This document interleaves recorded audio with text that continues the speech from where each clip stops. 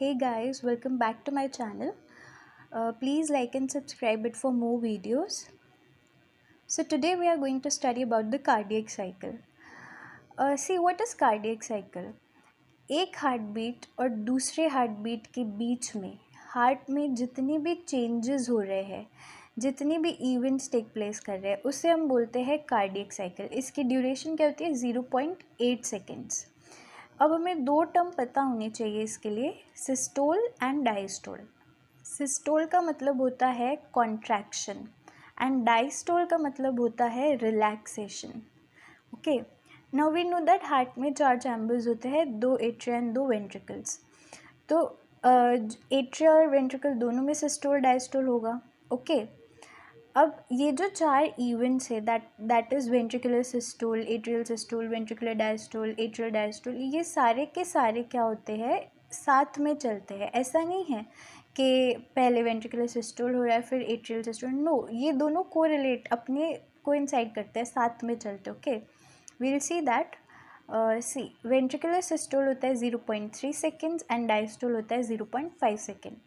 Atrial systole होता है 0.1 second, diastole होता है 0.7 सेकेंड्स। ओके, नाउ सी ये जो साइकिल है ये इनिशिएट कैसे होती है?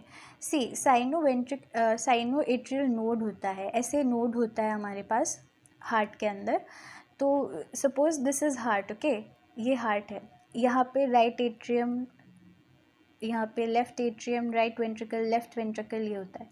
तो जो राइट एट्रियम है उसके ऊपर और लेटरल साइड में, लेटरल और ऊपर सुपीरियर साइड में यहाँ पे एक ऐसे नोड होता है, ठीक है, जो कि सुपीरियर वेना के बाद जहाँ जहाँ पे ओपन होती है राइट एट्रियम में, उसके पास में सिचुएटेड होता है, वो होता है ऐसे नोड। वो इनिशिएट करता है एक्शन पोटेंशियल, जिसकी वजह से ये पूरी साइकिल इनिशिएट हो पाती है, ठीक है। वो एक्शन पोटेंशियल एट्रिया में जाता है और एट्रिया से वेंट्रिकल में जाता है। कैसे? एवी बंडल के थ्रू। ये एट्रिया से वेंट्रिकल के तक जाने के बीच में एक डिले आता है, एवी डिले। ये होता है 0.1 सेकेंड का। इस डिले की वजह से एट्रिया जो है वो पहले कॉन्ट्रैक्ट हो पाता है वेंट्रिकल से, और इस वजह से ब्लड पंप हो पाता है atria to ventricle. Now see, ये हमने देखा कार्डियक साइकिल। डायस्टोल होता है, सिस्टोल होता है। डायस्टोल यानी कि रिलैक्स करना, सिस्टोल यानी कि कॉन्ट्रैक्ट करना। तो डायस्टोल में अगर रिलैक्स हो रहा है तो ब्लड फिल होगा हार्ट में, और सिस्टोल यानी कॉन्ट्रैक्ट कर रहा है तो ब्लड पंप हो जाएगा, ठीक है। नाउ सी, ये हमें पता है, हमें एक चीज़ पता होनी चाहिए कि ब्लड फ्लो करता है high pressure to low pressure, ठीक है। तो जहाँ प्रेशर ज़्यादा होगा वहाँ से जाके वो लो प्रेशर में जाएगा। तो ये कैसे? सपोज सी, जब एट्रिया में प्रेशर बढ़ जाएगा तो वो वेंट्रिकल में जाएगा, ठीक है। तो एवी वॉल्व्स कब खुलेंगे? जब एट्रिया में जो प्रेशर है वो वेंट्रिकल के प्रेशर से ज़्यादा हो गया है, तब तो वो ओपन है। और फिर जब वो ब्लड सारा वेंट्रिकल में चला गया, अब वेंट्रिकल में प्रेशर ज़्यादा हो गया एट्रिया से, तो फिर वो वापस पीछे जाने की कोशिश करेगा। उसको रोकने के लिए जो एवी वॉल्व्स होते हैं, एट्रियोवेंट्रिकुलर वॉल्व्स होते हैं, वो क्लोज कर जाएगा, ठीक है। ऐसे ही सेमी ल्यूनर वॉल्व्स में होता है। जब हमारा वेंट्रिकल में जो प्रेशर है वो ज़्यादा है आर्टरीज से, ठीक है, तब तो क्या होगा कि वो वॉल्व ओपन रहेगा। पर जब वो प्रेशर वेंट्रिकल्स में कम हो गया है और आर्टरीज में ज़्यादा हो गया है, तो वो पीछे आने की कोशिश करेगा, blood high to low pressure. तो उसको बचाने के लिए, बैक फ्लो को बचाने के लिए सेमी ल्यूनर वॉल्व्स जो है वो क्लोज हो जाएंगे। Okay, this is the cycle. 0.1 second पे एट्रियल सिस्टोल जब चालू होता है, स्टार्ट होता है, 0.1 सेकेंड की ड्यूरेशन इसकी होती है। उसके बाद वो किसके साथ कोइंसाइड कर रहा है? वेंट्रिकुलर डायस्टोल के साथ। फिर 0.7 सेकेंड का एट्रियल डायस्टोल चलता है और अंदर वाला वेंट्रिकल का है। सेम 0.3 सेकेंड का ये चलेगा ventricular systole and then ventricular diastole. We can see that ये कोइंसाइड कर रहा है। ये आगे हमें समझ में आएगा ये है क्या। सी, मेन चीज़ स्टार्ट करने से पहले हमें पता होनी चाहिए कि at the beginning of cardiac cycle सारे के सारे 4 चैम्बर क्लोज होते हैं, ठीक है, एट्रिया एंड वेंट्रिकल, और रिलैक्स स्टेट में होते हैं और सब में ब्लड होता है, तो इस वजह से सब में प्रेशर भी सेम होगा, ठीक है। AV valve are open, so pressure in all the chambers is equal. 70% of ventricular filling occurs in joint diastole. Joint diastole यानी कि दोनों ही रिलैक्सड है, एट्रिया भी वेंट्रिकल्स भी। ऐसे नोड जो है वो जनरेट करेगा impulses. Now first of all we will study about atrial systole, जो कि कितने का है, 0.1 सेकेंड। इसमें क्या होता है, जो एट्रियल मसल्स है, अब सी 70% तो जॉइंट डायस्टोल में ही चला गया है ब्लड, अब जो बाकी बचा हुआ 30% ब्लड है वो एट्रिया जब कॉन्ट्रैक्ट करेगी तो एट्रियल प्रेशर बढ़ेगा, वेंट्रिकुलर में प्रेशर कम है, उसके थ्रू तो 30% ब्लड भी उसके अंदर चला जाएगा। अब एट्रिया जब कॉन्ट्रैक्ट होती है, एट्रियल सिस्टोल के टाइम क्या होता है, जो सुपीरियर वेना केवा है, इन्फीरियर वेना केवा है और जो पल्मोनरी वेन्स है, ठीक है, उन सब का जो ऑरिफिस होता है, ठीक है, ओपनिंग होती है, वो नैरो कर देता है, नैरो हो जाती है, ठीक है, बट ताकि ब्लड जो है वो वेंट्रिकल में जाए, ना कि पीछे बैक फ्लो जाए, बिकॉज वहाँ पे कोई वॉल्व तो होते हैं नहीं, तो बट फिर भी थोड़ा रीगर्जिटेशन ऑफ ब्लड यानी कि ब्लड थोड़ा सा बैक फ्लो हो जाता है, ठीक है, बिकॉज वॉल्व्स हमारे पास नहीं होते, बट वो नैरो करके पीछे नहीं भेजता ब्लड और वेंट्रिकल्स में भेज देता है, ओके। एट्रियल प्रेशर जो है इस केस में एट्रियल सिस्टोल है, ऑब्वियसली जब हम कॉन्ट्रैक्ट करेंगे तो प्रेशर तो बढ़ेगा ही, बट इसमें एक चीज़ है कि लेफ्ट एट्रिया में ज़्यादा प्रेशर बढ़ता है in compare to right atrium. इस केस में जो वीनस रिटर्न है वो भी डिक्रीज़ हो जाएगा, ठीक है। हार्ट में जो वीनस रिटर्न आ रहा है वो भी डिक्रीज़ होना है, बिकॉज हमने ऑरिफिस छोटा कर दिया है, और इंट्रावेंट्रिकुलर प्रेशर यानी कि इसके बाद जो वेंट्रिकल में ब्लड अब इसके बाद वेंट्रिकल में जाएगा, तो इसलिए वेंट्रिकुलर प्रेशर भी बढ़ जाता है, एट्रियल प्रेशर बढ़ेगा, नीचे जाके वेंट्रिकुलर प्रेशर भी बढ़ेगा। नाउ इसके बाद आता है वेंट्रिकुलर सिस्टोल, जो कि है 0.3 सेकेंड्स का। इसमें 2 फेजेस होती है, एक तो आइसोवॉल्यूमेट्रिक वेंट्रिकुलर कॉन्ट्रैक्शन और एक ventricular systole proper. Isovolumetric ventricular contraction जो है वो 0.5 सेकेंड का होता है और सिस्टोल प्रॉपर 0.25 सेकेंड्स का होता है, मिला के 0.3 सेकेंड। आइसोवॉल्यूमेट्रिक वेंट्रिकुलर कॉन्ट्रैक्शन में क्या होता है कि जो वेंट्रिकुलर कॉन्ट्रैक्शन है, सी ब्लड अब वेंट्रिकल में आ गया, ओके, सो जो हमारा AV वॉल्व था वो क्लोज होगा, वाई, बिकॉज वेंट्रिकुलर जैसे ही कॉन्ट्रैक्ट करेगा, स्टार्ट करेगा, तो प्रेशर उसका बढ़ेगा, वहाँ पे ब्लड अब जमा होता जा रहा है और एट्रिया से सारा ब्लड आ चुका है, तो वहाँ प्रेशर कम है, तो एकदम से बढ़ेगा, तो जो AV वॉल्व है वो क्लोज हो जाएगा। यहाँ पे हमारी क्लोजिंग साउंड ही हमेशा हार्ट साउंड प्रोड्यूस करता है, ये याद रखना। तो क्लोजिंग ऑफ AV वॉल्व से क्या होगा, फर्स्ट हार्ट साउंड भी प्रोड्यूस होगी, ठीक है। अब वेंट्रिकल AV वॉल्व क्लोज है और जो हमारे पल्मोनरी और एओर्टिक वॉल्व्स थे यानी सेमील्यूनर वॉल्व है वो ऑलरेडी क्लोज थे, तो ये पूरा क्या, अब वेंट्रिकल क्या हो गया, क्लोज चैम्बर के जैसे काम करेगा, ब्लड उसमें भरा हुआ है यानी प्रेशर उसका फिर भी ज़्यादा है, ठीक है। और ये कब तक रहता है, ये फेस कब तक रहती है, जब तक कि जो वेंट्रिकल्स में हमारा प्रेशर है वो जो हमारा पल्मोनरी आर्टरी और एओर्टा में प्रेशर है उससे बढ़ नहीं जाता, क्योंकि वो बढ़ेगा तभी ब्लड जो है वो वॉल्व्स को ओपन करेगा, ब्लड फ्लो जो है वो ओपन करवाएगा प्रेशर से, ठीक है। सो इस वजह से जब तक कि उसका प्रेशर पल्मोनरी आर्टरी और एओर्टा से बढ़ नहीं जाता है ताकि वॉल्व्स ओपन ना हो जाए, तब तक ये फेज़ रहती है, जो कि कितने की है, 0.05 सेकेंड्स की, ठीक है।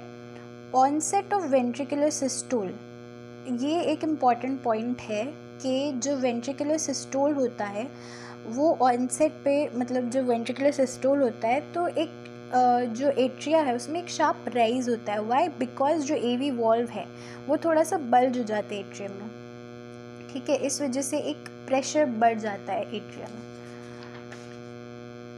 सेकेंड स्टेज है वेंट्रिकुलर सिस्टोल प्रॉपर, जो कि 0.25 सेकेंड्स की है। इसमें क्या होता है, जो अब वेंट्रिकल का हमने वो सेमिलुनर वॉल्व खोल दिए, तो वेंट्रिकल में जितना भी ब्लड था वो जाएगा जो रिस्पेक्टिव वेन्स हैं, आर्टरीज और वेन्स में, तो ejection of blood out of ventricle, it begins with opening of semilunar valves.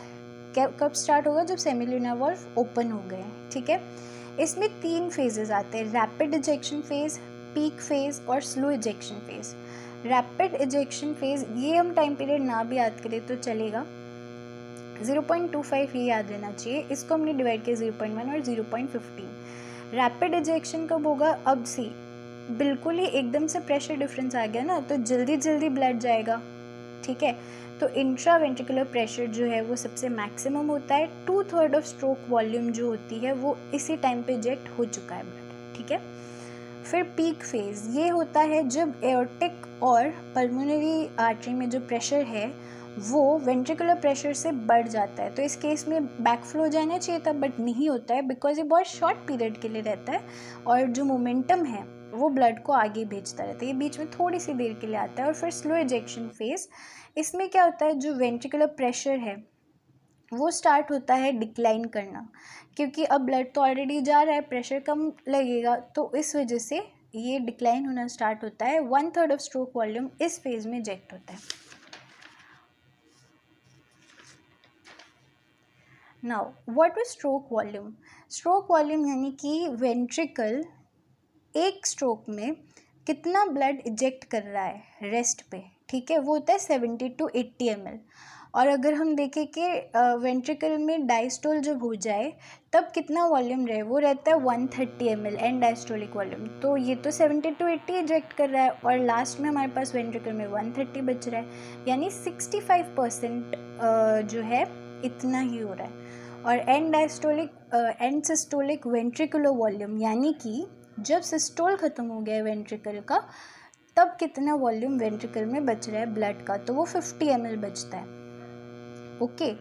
And ejection fraction क्या होता है, यानी कि कितना जो एंड डायस्टोलिक वॉल्यूम था उसका कितना वेंट्रिकुलर इजेक्ट कर पाया, यानी स्ट्रोक कितना कर पाया, तो ये 65% जो भी हमने देखा, ठीक है। और ये जो इजेक्शन फ्रैक्शन है वो मेजर क्या करता है, वो वेंट्रिकुलर फंक्शन मेजर करने में काम आता है, यानी वेंट्रिकल कितना कॉन्ट्रैक्ट कर पा रहा है, ये सब मेजर करने में काम आता है। नाउ वेंट्रिकुलर डायस्टोल जो कि 0.5 सेकेंड्स का होता है, इसमें 4 फेजेस होती है। प्रोटोडायस्टोल, ठीक है, सेम टू सेम, एक उसमें जो आइसोवॉल्यूमेट्रिक कॉन्ट्रैक्शन था, इसमें आइसोवॉल्यूमेट्रिक रिलैक्सेशन है। उसमें वेंट्रिकुलर सिस्टोल था प्रॉपर, इसमें वेंट्रिकुलर डायस्टोल प्रॉपर है। और last rapid filling phase, okay. Systole, ventricular systole में 2 फेजेस थी, वेंट्रिकुलर डायस्टोल में 4 फेजेस है। प्रोटोडायस्टोल, इन सब की जो वैल्यूज़ है 0.04 second, 0.08 second, 0.28 second and 0.1 second, ये याद रखनी है। नाउ प्रोटोडायस्टोल में क्या होता है, वेंट्रिकुलर प्रेशर जो है वो जल्दी से, डायस्टोल मतलब होने से पहले ड्रॉप जल्दी होता है, ठीक है। एट्रियल प्रेशर जो है वो बढ़ता है, आर्टीरियल प्रेशर जो है वो बढ़ता है due to elastic recoil of vessels. Arteries में जो प्रेशर है वो बढ़ता है इस केस में, तो इस वजह से सेमिल्यूनर वॉल्व, अब आर्टरीज में प्रेशर बढ़ गया है, वेंट्रिकल में प्रेशर जल्दी कम हो रहा है, तो ब्लड पीछे आने की कोशिश करेगा, तो इस वजह से जो सेमिल्यूनर वॉल्व है वो क्लोज हो जाएगी। अगेन आई सेड क्लोजिंग पे हमें हार्ट साउंड आती है, तो ये सेकेंड हार्ट साउंड इस केस में आएगी। फिर आएगा आइसोवॉल्यूमेट्रिक वेंट्रिकुलर रिलैक्सेशन। तो आइसोवॉल्यूमेट्रिक यानी वॉल्यूम सेम रह रहा है, तो इसमें भी क्या होगा कि जो सेमिल्यूनर वॉल्व है वो क्लोज होगा, तब ये बढ़ेगा, because AV valve already close थे, सेमिल्यूनर भी क्लोज हो गया, तो वेंट्रिकल अगेन क्लोज चैम्बर, ठीक है। और ये एंड कब होगा, जब एवी वॉल्व्स खुल जाएंगे। क्यों खुलेंगे, बिकॉज एट्रिया में तो ऑलरेडी ब्लड आता ही जा रहा था, मैंने बोला था कि कोइंसाइड करते हैं सारे जितनी भी हम प्रोसेस देख रहे हैं, सिस्टोल डायस्टोल, तो एट्रिया में तो ब्लड आया ही, वीनस रिटर्न जो है आता ही जा रहा है। अब वेंट्रिकल खाली हो गया तो एट्रिया क्या करेगा, प्रेशर उसमें ज़्यादा है, वेंट्रिकल में कम है, वहाँ से आने की कोशिश करेगा, तो एवी वॉल्व खुल जाएगा, ठीक है। So end with opening of AV valves and ventricular pressure decrease होता है, बिकॉज वेंट्रिकुलर प्रेशर कम होता है एट्रियल प्रेशर से। उसके बाद वेंट्रिकुलर डायस्टोल प्रॉपर, इसमें क्या होता है, प्रॉपर आएगा, यानी कि 70% फिलिंग। अब इसमें क्या हो रही है, उसमें तो हम इजेक्ट करते थे वेंट्रिकल से सिस्टोल में, इसमें हम वेंट्रिकल में ब्लड भरेंगे। तो इनिशियल रैपिड फिलिंग फेज जो है, इनिशियल रैपिड फिलिंग फेज और slow filling phase. Rapid filling phase जो होती है इनिशियली, ये एवी वॉल्व ओपन होते हैं तब स्टार्ट होती है, ठीक है। Rapid pressure of filling of ventricle causes third heart sound. तो इस केस में इनिशियल रैपिड फिलिंग फेज में जो बिल्कुल एकदम से ब्लड आ रहा है वेंट्रिकल में, इस वजह से थर्ड हार्ट साउंड हमारी आती है। स्लो फिलिंग फेज की अगर हम बात कर रहे हैं, इसमें क्या हो जाएगा, जब जो एट्रिया से ब्लड आता ही जा रहा है उसमें वेंट्रिकल्स में, तो फिर जो प्रेशर डिफरेंस है एट्रिया और वेंट्रिकल का वो कम होगा, और वो अगर कम होगा तो जो फिलिंग है वो भी धीरे धीरे, प्रेशर फ्लो इतना डिफरेंस नहीं है तो ब्लड भी धीरे धीरे आएगा। तो इस फेज़ को हम डायस्टेसिस भी बोलते हैं। उसके बाद लास्ट रैपिड फिलिंग फेज़, जिसकी वजह से 30% ऑफ फिलिंग होती है। और ये जो लास्ट रैपिड फिलिंग फेज़ है ये किसके साथ कोइंसाइड करती है, एट्रियल सिस्टोल के साथ। वी कैन सी ये जो डायग्राम है, ये एट्रियल सिस्टोल और ये जो वेंट्रिकल डायस्टोल की लास्ट फेज़ है, लास्ट रैपिड फिलिंग फेज़ जो कि 0.1 सेकेंड की है, एट्रियल सिस्टोल भी 0.1 सेकेंड का, ये दोनों कोइंसाइड करते हैं। Okay, now atrial diastole 0.7 second का होता है, एट्रियल मसल रिलैक्स होगी। नाउ सी, जो हार्ट रेट है, एक चीज़ इसमें इम्पॉर्टेंट होती है, हार्ट रेट जो है वो इन्वर्सली प्रोपोर्शनल है कार्डियक साइकिल की ड्यूरेशन से, यानी हार्ट रेट बढ़ेगी तो कार्डियक साइकिल की ड्यूरेशन कम होगी, ठीक है। और इसमें भी ये बात ज़्यादा ध्यान रखनी है कि जो डायस्टोल होता है वो ज़्यादा इफेक्ट होता है, मतलब जो डायस्टोल के जो ड्यूरेशन है वो ज़्यादा इफेक्ट होती है with respect to systole. Now atrial pressure changes during cardiac cycle. Atrium में क्या क्या प्रेशर चेंजेस आते हैं, तो 3 चेंजेस हमें याद रखने हैं, जिसकी वजह से जो एट्रिया में प्रेशर चेंजेस आएंगे वो किस में रिफ्लेक्ट होंगे, वो इंफीरियर वेना केवा और इन सब में रिफ्लेक्ट होंगे। इस वजह से ये ट्रांसमिट प्रेशर चेंजेस कहाँ हो जाएंगे, जुगुलर वेन, जो कि कहाँ पे होती है, नेक में। और उसकी वजह से 3 वेव जनरेट होती है, ए, सी एंड वी। तो वो अभी हम देखेंगे वो वेव जो जनरेट हो रही है, जुगुलर वेनस पल्स हम बोलते हैं, वो क्यों आ रही है वो हम देखेंगे। 3 प्रेशर चेंजेस की वजह से। एक प्रेशर चेंज है वो कब होता है कि जब हम जो प्रेशर होता है एट्रियम में वो बढ़ता है during atrial systole and continues to rise during isovolumetric contraction. Isovolumetric contraction जब होता है तब हमने बोला था कि जो एवी वॉल्व है वो हल्का सा बल्ज अंदर चला जाता है एट्रियम के। तो इस टाइम पे जो एट्रियल प्रेशर है वो थोड़ा सा शार्पली, स्लो बट मतलब कम बट शार्प राइज होता है, कम ड्यूरेशन के लिए बट शार्प राइज होता है। एक वो प्रेशर चेंज। दूसरा कि जो वेंट्रिकुलर सिस्टोल प्रॉपर होता है, ठीक है, तो एवी वॉल्व्स जो है वो नीचे की तरफ पुल हो जाते हैं, तो प्रेशर जो है वो उसमें फॉल होता है एट्रिया में, ठीक है। फिर वो वापस बढ़ता है जब blood flows into atria venous return के थ्रू, and AV valves open, atrial pressure falls again. जब एवी वॉल्व खुलेगा फिर से ब्लड नीचे जाएगा तो प्रेशर कम ही होना एट्रिया में।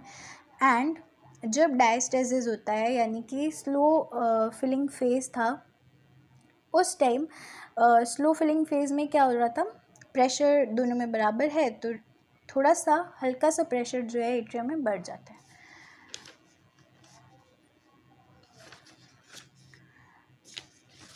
तो हमारे पास 3 वेव आ गई, A wave, C wave, V wave.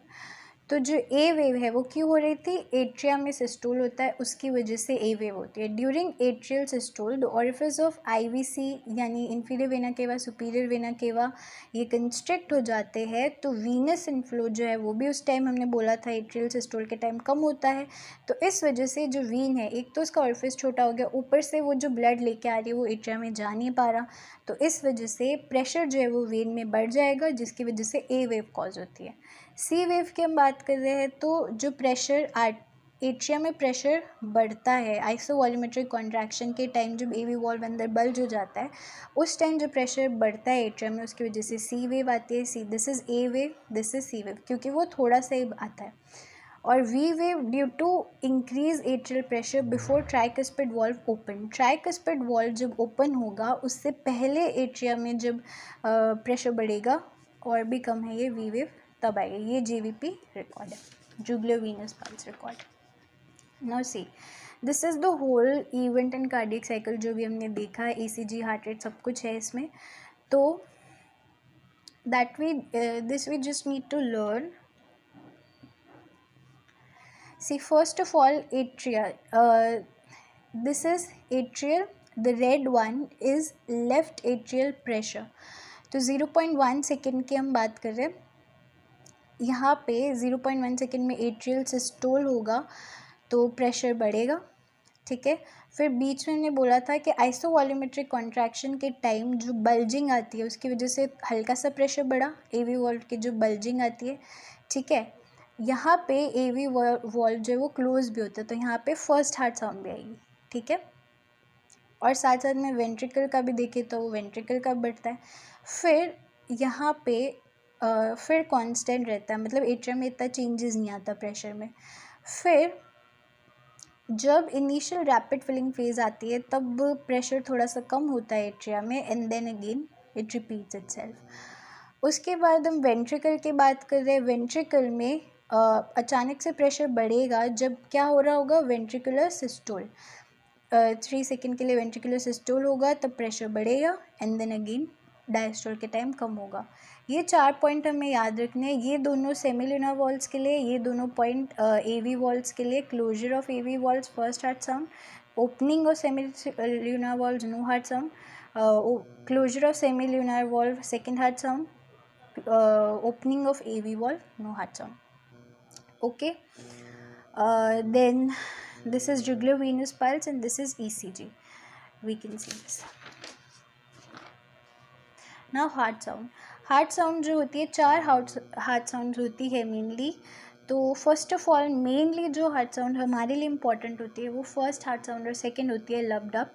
And जो third and fourth heart sound होती है वो इतनी ऑडिबल नहीं होती है, इसलिए वो इम्पॉर्टेंट नहीं मानी जाती है क्लिनिकल रिस्पेक्ट में। तो HS1 जो है फर्स्ट हार्ट साउंड कब आएगी, जब AV वॉल्व जो है वो सडनली क्लोज होते हैं। और सेकंड कब आएगी, जब सेमिल्यूनर वॉल्व क्लोज होते हैं। फर्स्ट वाली जो है वो लॉन्गर होती है और सेकंड वाली जो है वो शॉर्टर ड्यूरेशन की होती है। फर्स्ट वाली क्या होती है, वेंट्रिकुलर सिस्टोल को दोनों वेंट्रिकल का बताती है। तो फर्स्ट वाली वेंट्रिकुलर सिस्टोल की बिगनिंग बताती है और सेकंड वाली वेंट्रिकुलर डायस्टोल की बिगनिंग बताती है। फ्रीक्वेंसी की बात करें तो लो पिच होती है फर्स्ट वाली, सेकंड वाली हाई पिच होती है। फर्स्ट वाली साउंड लाउड होती है और सेकंड वाली जो साउंड होती है वो सॉफ्ट होती है बट शार्प होती है। फर्स्ट को हम लब साउंड बोलते हैं, सेकंड को डप बोलते हैं। फर्स्ट वाली जो है वो R वेव शो करती है और सेकंड हार्ट साउंड जो T वेव के एंड को शो करती है। जो HS1 है वो माइट्रल एरिया और ट्राइकस्पिड एरिया पे ज़्यादा बेस्ट हर्ड होती है और जो HS2 है वो एओर्टिक एरिया और पल्मोनरी एरिया पे होगी, बिकॉज सेमिल्यूनर वॉल्व एओर्टिक और पल्मोनरी आर्टरीज में होते हैं और जो ये माइट्रल और ट्राइकस्पिड में है बिकॉज ये AV वॉल्व शो करेंगे। Now we will talk about HS3 and HS4। तो HS3 कब होता है, जब रैपिड फिलिंग फेज़ हो रही होती है तो एट्रिया से जो ब्लड नीचे आता है वेंट्रिकल्स में, तो जो हार्ट मसल्स का जो प्रेशर पड़ता है ब्लड की वजह से उसकी वजह से HS3 होती है। लो पिच है 0.1 सेकेंड। HS4 जो है वो atrial systole, normally atrial systole होगा उस टाइम एक लो पिच साउंड आएगी 0.04 सेकेंड्स की। That's it, thank you.